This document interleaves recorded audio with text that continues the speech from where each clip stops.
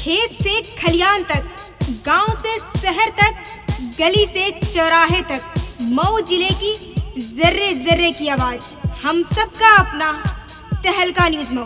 तहलका न्यूज मऊ, तहलका न्यूज मऊ, सिर्फ खबर ही नहीं, भरोसा भी। नमस्कार, तहलका न्यूज में आपका स्वागत है और मैं हूं सह संपादक सरिता पाल। खबरों से बने रहने के लिए बेल आइकन दबाएं और सब्सक्राइब करें तहलका.in पर। नमस्कार, मैं हूं रंजीत राय और आप लोग देख रहे हैं तहलका न्यूज। इस समय मैं मऊ जनपद के दोहरी घाट ब्लॉक अंतर्गत गोठा गांव में उपस्थित हूं और उस गांव के वरिष्ठ पत्रकार वीरेंद्र उपाध्याय जी के सम्मुख हूं मैं, जो एक सामाजिक कार्यकर्ता भी हैं और ये अपने गोठा ग्राम सभा में बहुत ही विराट, बहुत ही बृहद और बहुत ही शानदार कवि सम्मेलन भी कराते हैं। इसी संबंध में मैं इनके परिचय के साथ शुरू करूंगा। सबसे पहले आप इनका पूरा परिचय जानें। आपका पूरा परिचय क्या है? मैं वीरेंद्र उपाध्याय साहित्य परिषद गोठा के सचिव के पद पे हूँ और पत्रकारिता के भी क्षेत्र में अपना जो है काम करता हूँ। ये कवि सम्मेलन जो आप कराते हैं कितने साल से हो रहा है? ये 14 साल हो गया, इस साल 15वां साल है। इसमें सबसे पहले कौन मुख्य अतिथि बना था? इसमें सबसे पहले मुख्य अतिथि बने थे जसवंत सिंह थे, जो इस समय पूर्व मंत्री हैं और विधान परिषद सदस्य भी हैं। अच्छा, जिला प्रशासन से कौन यहाँ मुख्य अतिथि बना है अब तक के 14 जिला साल? प्रशासन से तो जब कभी सम्मेलन हुआ है, जिलाधिकारी, पुलिस अधीक्षक जैसे पी गुरु प्रसाद और ओंकार सिंह पुलिस अधीक्षक, राकेश जी जिलाधिकारी, मैं तमाम लोग, सीडीओ साहब, आशुतोष द्विवेदी जी अपर जिलाधिकारी, तमाम लोग आए हैं इस कार्यक्रम। इस कवि सम्मेलन में सबसे शीर्ष का कौन सा कवि आया है? यहाँ तो अभी तक जो भी कवि आए हैं सब राष्ट्रीय स्तर के कवि आए हैं। जैसे आपके राष्ट्र कवि विनीत सिंह चौहान जी आए थे, इस बार भी उनका आगमन हो रहा है। अना देहलवी जी आई थी जो, और शंभू शिखर आए थे जो नेताजी लपेटे में आते हैं। मतलब हिंदुस्तान की चोटी के सभी बड़े कवियों का जो है यहाँ आगमन हो चुका है। एक आध दो कवि जो छूटे हुए उनको, एक महिला कवि हैं जो बड़ा ललकार के बोलती हैं, उनका आगमन हुआ है कि नहीं? कविता तिवारी जी, उनका भी आगमन हुआ था पिछले वर्ष। कविता तिवारी जी आई थी।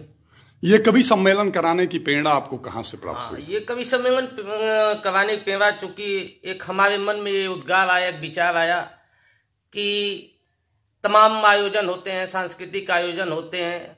ये गोठा गांव जो है एक बहुत बड़ी आबादी का गांव है, तो यहाँ जो है रामलीला समिति है, लक्ष्मी पूजा समिति है, दुर्गा पूजा समिति है और एक राष्ट्रीय सेवा सुरक्षा समिति है जो तमाम कार्यक्रमों को कराती हैं। तो हमारे मन में एक विचार आया कि क्यों न हम भी जो है एक कवि सम्मेलन जो है यहाँ कराया जाए। तो उनके बीच में ये एक मन में विचार आया, एक हम अपने जो है बैठक किए अपने लोगों की, तो उसमें से ये हुआ कि हाँ क्यों न एक राष्ट्रीय कार्यक्रम बड़े पैमाने पर एक गोठा गांव में कराया जाए जिसमें सबका सहयोग हो। तो जब हमने शुरुआत किया तो सभी लोगों ने बहुत तन मन धन से सहयोग दिया और जिससे हमको ऊर्जा मिली तथा पुनः अगले वर्ष भी कराने का जो है हम लोगों ने निर्णय लिया। अनवरत जो है 15 वर्षों से, इस बार 15वां वर्ष है इस कवि सम्मेलन का। सुनने में आता भी है और हम भी इस कवि सम्मेलन में शामिल हुए कि आप लोग प्रतिभाओं का सम्मान करते हैं। हाँ। अब तक कौन कौन सी प्रतिभा का सम्मान किए हैं? 2-4 का नाम बता दीजिए। हमारे गाँव में तो प्रतिभाएं हर साल, जब से हमारा कवि सम्मेलन का कार्यक्रम शुरू हुआ, हर साल प्रतिभाएं आती हैं। थोड़ा सा मैं आपको ये बता देना चाहते हैं, हम लोगों का एक विचार था कि जो गांव से जो प्रतिभाएं जो निकलती है, जो मेहनत करके निकलती हैं, उनको क्यों न हम सम्मानित करें, ताकि और जो प्रतिभाएं हैं उससे प्रेरणा लें, उससे जो है यह जाने कि हाँ हमको भी जो है आगे बढ़ना है, हमको भी एक दिन इसी मंच पे सम्मानित होना है।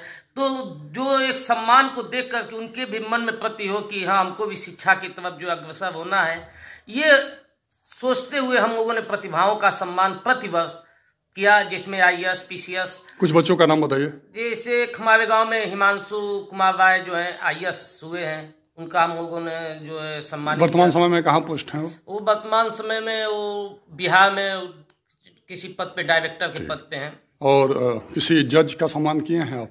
हाँ, एक जो है सक्कापुर का एक थे रतन राय ब्लॉक प्रमुख का बेटा, प्रमुख रतन राय जी के पुत्र थे, उनका भी यहाँ सम्मान हुआ। आशीष राय, वो यहाँ पे मैं इसलिए बताना चाहता हूँ कि आशीष राय हमारे क्लास फेलो हैं, वो भी, और इसमें बनारस में वो तमाम यहाँ से जो सम्मानित हुई है प्रतिभाएं, कोई कहीं जिलाधिकारी के पद पे है, कोई उप जिलाधिकारी के पद पे, कोई तहसीलदार के पद पे। इस बार भी प्रतिभाएं आई हैं।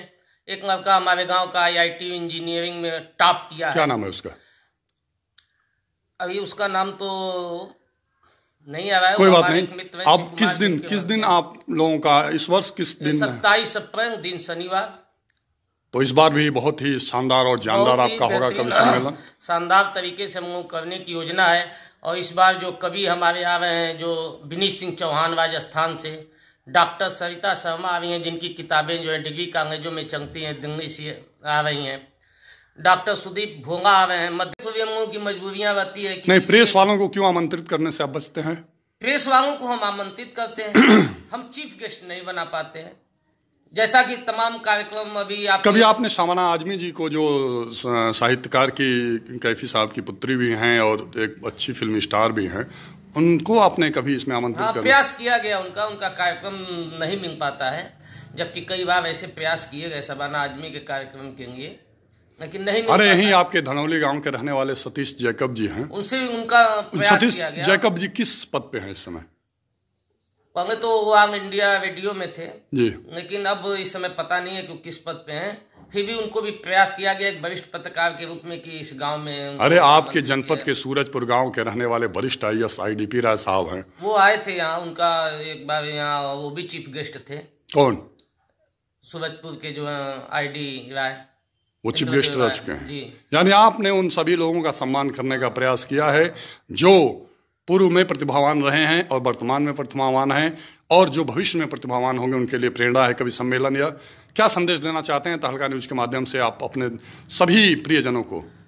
मैं यही देना चाहता हूं कि एक हमारा ये जो राष्ट्रीय कार्यक्रम है, जो राष्ट्र की भावना से उत्प्रोत हमारा कार्यक्रम है, मैं ये देना चाहता हूं कि जो प्रतिभाएं सम्मानित होती हैं, ज्यादा से ज्यादा अभिभावकगण अपने बच्चों को लेके आवें और इस कार्यक्रम को देखें तथा अपने बच्चों को भी प्रेरित करें कि तुम भी इस तरह बनो कि ताकि इस मंच पे तुम्हारा भी सम्मान हो। एक माहौल हम बनाना चाहते हैं, इस ग्रामीण अंचल में एक शिक्षा का माहौल बनाना चाहते हैं, एक जिससे प्रतिभाएं जो है निखर करके आए और साहित्य परिषद जो है पंख पावे बिछा के उनका सम्मान करने के लिए तैयार। साहित्य परिषद का बहुत बड़ा उद्देश्य है प्रतिभाओं का सम्मान करना और प्रतिभाओं को प्रेरित करना और पूर्व की प्रतिभाओं से लोगों में एक संस्कार जागृत करना। इसी के क्रम में इन्होंने सीनियर IAS IDP राय को भी आमंत्रित किया और मंच पे आए और उन्होंने अपने व्यक्तित्व, अपने अनुभवों को साझा किया। दोहरी घाट के ब्लॉक प्रमुख रहे रतन राय और संतोष राय को इन्होंने आमंत्रित किया और उनके सम्मुख उनके पुत्र जो जज के पद पे है आशीष राय, उसको सम्मानित करके एक पिता को गौरवान्वित किया आपने।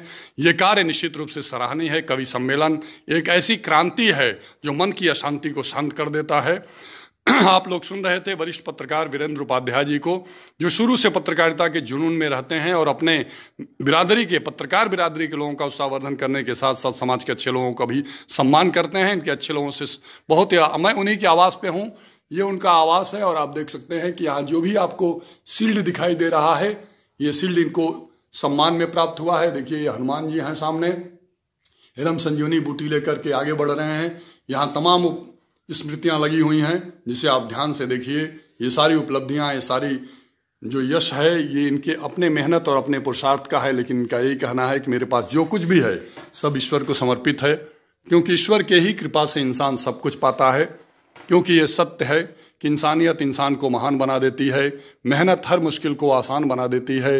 लोग यूं ही नहीं जाते मंदिरों और मस्जिदों में पूजा करने, आस्था तो पत्थर को भगवान बना देती है।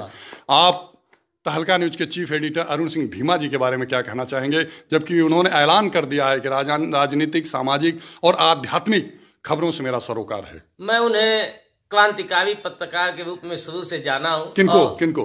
अरुण सिंह भीमा जी को, और आज भी उनको क्रांति, कि वो एक क्रांति है। अरुण सिंह भीमा जी जी बहुत बहुत धन्यवाद। अगर आप लोगों को वीरेंद्र उपाध्याय जी के इस प्रयास को समझ में आया हो, पहले तो समझना जरूरी है, पहले सुनना जरूरी है, फिर समझना जरूरी है, और समझ में आ जाए तो 2 कदम आगे चलना जरूरी है। इसी के साथ आप लोग देखते रहिए तहलका न्यूज। सब्सक्राइब करिए, लाइक करिए और घंटी बजाइए, ताकि दुनिया को पता चले कि गोठा की पावन पवित्र गोठा की कुछ विशेषता बताइए। इस स्थान की विशेषता क्या है, आध्यात्मिक विशेषता क्या है? आध्यात्मिक विशेषता तो यहाँ ये है कि सबसे पहले जो है गोठा गांव को जो है अति सुंदर गांव की श्रेणी में रखा जाता है। पूरे जनपद में एक गोठा की पहचान है, जहाँ यहीं से उत्तर दिशा में जो है महात्मा बुद्ध की उपदेशक स्थली है, जो महात्मा बुद्ध की उपदेशक भूमि के नाम से जाना जाता है। और एक शांति प्रिय गांव है, जहां शांति का संदेश शुरू से ही दिया जाता है। यही आपका गोठा एक बाजार है, जहां गुड़ जो है पूरे विश्व में मशहूर है, गोठा का गुड़ की भेली है? जी, बहुत बढ़िया। आपके बगल में जो है बौद्धिस्टों का एक कोई यहाँ ऐसा स्थान है जहाँ पे कसम खाने पे इंसान अगर झूठी कसम खाए तो फिर उसकी जिंदगी पर भगवान विचार किंवदंती ये कथा है। वो कहते हैं कि यहाँ रामसांगा मंदिर है, जिसकी चौखट पे जो है कसम अगर झूठी कसमें खाई जाती हैं तो उसे तुरंत जो है उस व्यक्ति को उसका जो है फल मिलता है। तो ऐसा है, अभी भी बहुत इस गांव के क्या इस क्षेत्र के लोग रामसांगा मंदिर में झूठी कस्में खाने से कतराते। बहुत बहुत धन्यवाद। आप लोग गोठा गांव की आध्यात्मिक, भौतिक, राजनीतिक और प्रशासनिक क्षमता को सुने। मैं गोठा वासियों को रंजीत राय तहलका न्यूज की तरफ से और चीफ एडिटर अरुण सिंह भीमा जी भी गोठा के इस सभी सम्रांत जनता को बहुत बहुत साधुवाद दे रहे हैं और शुभ मंगल कामना कर रहे हैं कि अप्रैल में होने वाले इस महाकवि सम्मेलन में पूरे तन मन धन से शामिल होकर अपने उद्देश्य को जो गांव के लिए समर्पित है उस संकल्प को पूरा करें। यही मंगल कामना है। बहुत बहुत धन्यवाद। धन्यवाद। कोटा और गोरखपुर के बाद अब आपके शहर मऊ में ABC क्लासेस। पता है church compound near SBI main branch, शहादतपुरा।